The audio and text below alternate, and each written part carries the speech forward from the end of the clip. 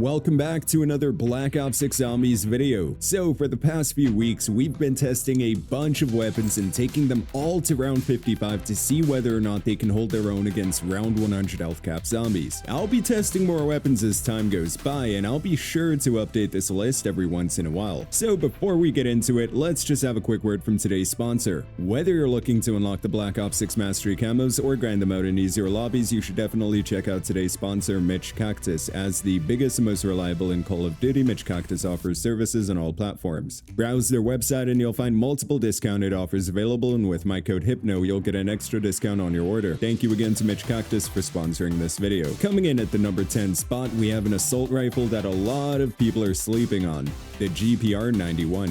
The GPR has a total ammo count of 660 post-pack punch. At Pack 3 Legendary Rarity, you'll be able to dish out a whopping 5,100 damage per critical to zombies. And with an RPM of 800 with rapid fire, you'll have a DPS of 68,000. And if every shot you hit were to be a critical, your total damage potential is 3,366,000. Definitely some crazy numbers right there, right? But where the GPR really shines is its armor damage. At Pack 3 Legendary Rarity, you can do 1,088 armor damage per shot, meaning that round 100 health cap zombies that are armored are going to be no issue whatsoever. It's also an amazing weapon if you're trying to do the Citadel de Mort boss fight, as you'll have to crack his armor to expose the critical hit spots, and as you can see, she absolutely cooks. Double Tap definitely took this gun to the next level, as you'll have a total RPM of approximately 1,140, which means your critical DPS will be at 97,750. So once again, without Double Tap it's 68,000, and with Double Tap it's approximately 97,750. Definitely a solid increase. In regards to the build I recommend using for the GPR-91, I like to opt for the Kepler Microflex optic, as it's my favorite optic to run. We've got the suppressor, but that is somewhat map dependent in my opinion, because the Tomb and Shattered Mail for that matter have crystals and boxes containing a bunch of salvage. Of course, we have that CHF barrel for that 11% headshot damage increase, the Ranger foregrip just for some added mobility, extended mags too of course, the Commando grip for some added ADS speed and sprint to fire speed, so we have a good mix of both, the light stock for some added hipfire movement speed, normal movement speed, and strafe speed, and last but not least, we're using rapid fire just to maximize that DPS. And even with this crazy fire rate, the GPR is still super controllable. Moving on to the number 9 spot, we have a special weapon, the Sirin 9mm. The Sirin 9mm has been a solid choice for zombies since the weapon was added to the game. It was known for its crazy damage output, but the only thing holding it back was the fire rate. And once again, thanks to the introduction, or reintroduction rather, of Double Tap, the Sirin 9mm quickly makes its way to being one of the best weapons to use in zombies. At Pack 3 Legendary Rarity, the Sirin 9mm is capable of dishing out a whopping 10,644 damage per critical to zombies. And your total ammo count post-pack is 464. Not too impressive, but considering it hits like an absolute truck, you won't hear me complaining. If every shot you land, so 464 shots, if they are all critical, you can dish out a whopping 4,938,816 damage. Crazy, right? As previously mentioned, the main thing that held the Sirin 9mm back was its fire rate. Since you can add rapid fire on it, you'll have a fire rate of 500 RPM, and thanks to Double Tap, that'll be approximately 720 RPM, putting our DPS at approximately 127,728. So yeah, Double Tap is all it took for this thing to make it to the top 10 best weapons. And honestly, even prior to Double Tap being added to the game, it was still featured in all of my top 10 weapon videos. In regards to the build, there's not a whole lot going on. I like to opt for the iron sight over the carry handle sight. The suppressor and long barrel are the only attachments available for the muzzle and barrel attachment category. And for your underbarrel, you have two choices, the vertical foregrip and the lightweight foregrip, but I like to use the lightweight foregrip and of course extended mags over fast mags. Moving on to the number 8 spot, we have my personal favorite SMG to use in zombies, the Tanto 22. Very much like the Sirin, the Tanto is a super hard-hitting weapon, but the fire rate was kinda how you doing. With rapid fire equipped, the Tanto has an RPM of 496, but thanks to double tap that goes up to about 714. At Pack 3 Legendary Rarity, you'll be able to dish out a whopping 10,977 critical damage thanks to double tap. We'll have a DPS of about 130,626. Your total ammo count post Pack-a-Punch is 570, so if each shot you land were to be a critical, you could dish out a whopping total of 6,256,890 critical damage. And did I mention that the Tanto is an amazing option for taking out the Z-Rex boss fight? The build I recommend using for the Tanto is as follows. I like to go with the iron sights since they are pretty clean. A suppressor for some increased salvage drop chance, but again that is somewhat map dependent in my opinion. The Ranger foregrip just for some added mobility. The extended mags 2, ergonomic rear grip. The balanced stock for some added movement speed and strafe speed. Steady aim laser for hip firing into hordes while training in higher rounds. And last but not least, we're using rapid fire. I still don't get how a 22 caliber can dish out that much damage, but it is what it is. In the number 7 spot, we have my go-to LMG, the Feng 82. What should I tell you, man? From the moment they released the Feng, it's just been an absolute powerhouse here in Black Ops 6 Zombies. You've got great mobility for an LMG, it hits like an absolute truck, and it's got a really nice fire rate, all while being super controllable.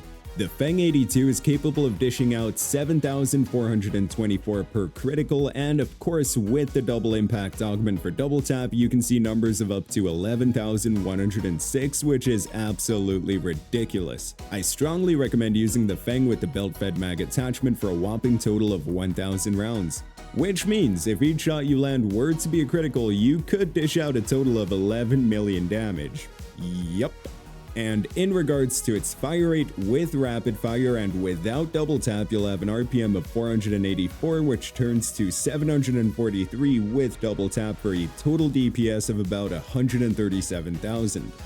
Absolute demon of a weapon right here, ladies and gentlemen. In regards to the build I recommend using for the Feng, I like to opt for the suppressor, the CHF barrel for some increased critical damage, the Ranger foregrip for some added mobility since it's an LMG, the belt-fed mag attachment, which is actually insane after the recent buff, the assault grip, no stock, and last but not least, I like to opt for the steady aim laser. And yes, the Feng 82 absolutely cooks around 100 health cap zombies, as you can see on screen right now. Moving on to the number 6 spot, we have a weapon that is slept on in my opinion, the AK-74. The AK-74 is one of the few weapons here in Black Ops 6 Zombies that has a secret pack-a-punch ability where it'll now shoot twice per trigger action. Slap on rapid fire and you'll have an RPM of 690, or make that 993 with double tap.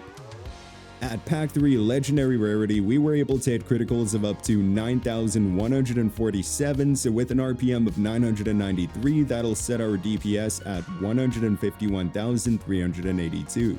Your total ammo count on the AK-74 post pack-a-punching is 540 rounds, so if all 540 shots fired were to be critical hits, you could do a total of 4,939,380 critical damage. Insane numbers right there, right? It's definitely a slept-on weapon. I was also able to take the AK all the way to round 55, and let me tell you, this thing can definitely hold its own against round 100 health cap zombies. In terms of the build I like to use for the AK-74, I like to opt for the Kepler Microflex since I'm not too fond of the iron sights, a suppressor for that salvage increase, the CHF barrel to help maximize our critical damage, the Ranger foregrip for some added mobility, extended mags 3, the Commando rear grip, the balanced stock for some added movement and strafe speed, and last but not least, rapid fire to maximize that DPS. Definitely a weapon you should be adding to your arsenal.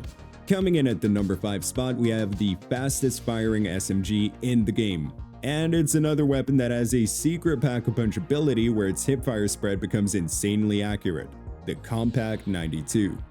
This thing already had the fastest fire rate prior to double tap, and double tap pretty much broke it. I mean, just look at this fire rate, but that also means we'll be buying a bunch of ammo. The Kompakt 92 has a fire rate of 1,176 RPM, which turns to about 1,693 with double tap. Boys, that's rounds per minute right there, 1,693. What? That means you can fire 28 shots per second. Incredible, right? So the max critical hit we were able to see while going for round 55 was about 9,410 thanks to double tap, but without double tap it would be about 6,273. With numbers like that and that crazy of an RPM, our DPS would be approximately 365,000. Insane, dude. In regards to ammo, you'll have a total ammo count of 660 post-pack-a-punching, but with that fire rate, you'll run dry in about 20 to 30 seconds or so. Yup. However, you can do some big damage until that happens, as you can see.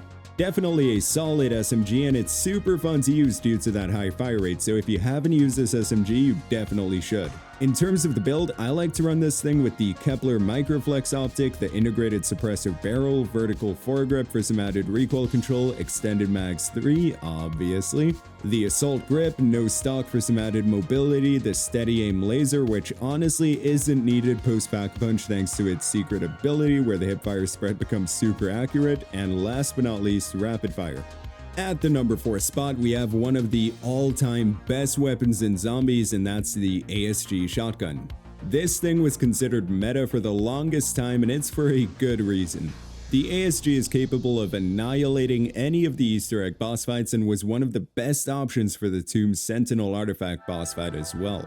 Capable of dishing out a whopping 2,439 per critical, which of course gets multiplied, and body shots of 960, there's a good reason why this thing was considered meta and still may be. I'll be honest though, the fire rate seems a little bit off since the Season 3 update, so I'm not sure if it was shadow nerfed, but it's still a great weapon to use. Post-pack punch, you'll have a total ammo count of 184, which may not seem like a lot, but considering how much damage we're doing, it is more than enough. It's just such a consistent weapon to use and definitely deserves a spot in this top 10 list. In terms of the build, there's two options really, Dragon's Breath or Rapid Fire. I personally like to take Rapid Fire as I'm pretty sure double tap is somewhat glitched with Dragon's Breath right now. I also go with the modified choke, the CHF barrel to maximize our critical damage potential, the Ranger foregrip for a bit of added mobility, extended mags 2, the CQB rear grip, the light stock. I like to go with the tactical laser as I'm a huge fan of using this thing in tac stance, but that's completely up to personal preference, and last but not least, we're using rapid fire. Coming in at the number 3 spot, we have one of my favorite assault rifles in the game, the AS Val. This thing is so good that I actually spent my first ever Prestige Unlock token on it because of how broken this thing is. You see, the AS Val has a fire rate of 952 with rapid fire, making it the fastest firing AR to use in zombies. And that's not where it stops. The damage output on this thing is incredible, as you'll see critical hits of up to 8,316 with double impact or 5,544 without it, which is still insane. With double tap, you'll have a fire rate of about 1,370 RPM, which means you'll have a DPS of about 160,000. And as you can see, along with it being a super hard-hitting and fast-firing weapon, the mobility is on point as well. So you shouldn't find yourself in any sticky situations while using this thing. In regards to the build I'd recommend using for the AS Val, I like to go with the Kepler Microflex once again, since the iron sights on this thing are pretty bad, the suppressed CHF barrel for that added critical damage output, the Ranger foregrip for some added mobility, extended mags 3, which does require the AS Val to be fully leveled, but you shouldn't have an issue doing so, the ergonomic rear grip for some added mobility, no stock, the steady aim laser just to increase hipfire accuracy a bit whenever you do hipfire, and last but not least, rapid fire to maximize our DPS. Moving on to the number 2 spot, we have a newly added weapon, and it's the most broken assault rifle in the game right now, the CR56 AMAX, specifically with the M67 10-round mags. Even completely unupgraded, this gun's an absolute demon, as you'll be dishing out a whopping 443 per critical and 50 to the upper body. And when you get this thing to pack 3 legendary rarity, you'll see critical hits of 14,800 to 22,000 with the augment for double tap. Incredible, right? Its fire rate with the M67 10-round mags is kinda how you're doing since it's a single fire weapon, but you'll still have an RPM of 330 with rapid fire or about 475 with double tap. And considering how much damage you're doing with each shot, this thing is definitely in the meta category. So with an RPM of 475, you're looking at a DPS of approximately 175,000. Post-pack punch, you'll have a total ammo count of 540 rounds, so if each shot you land were to be a critical, you could dish out a whopping 9.7 million damage. In terms of the build I'd recommend using for the AMAX, I like to go with the Kepler Microflex, which appears to be a trend in this video, the Monolithic Suppressor, the CHF Barrel to maximize our damage output, Ranger Foregrip, the M67 10-round mags, Commando Rear Grip, the Balanced Stock, and last but not least, Rapid Fire to maximize our DPS. Before we move on to our number one weapon, I want to quickly throw in a bonus weapon here, the D.I.E.sector. I feel like this thing deserves some love too, but unfortunately it's not the best weapon if you're looking to take it to high rounds. However, it is probably the best option for taking out the Easter egg boss fights, and I mean, look at this. It absolutely obliterated the Patient 13 boss fight by hitting criticals of over 40,000. So yeah, if you're looking for a weapon to help take care of one of the Easter egg boss fights, the D.I.E.sector is definitely going to be your best bet.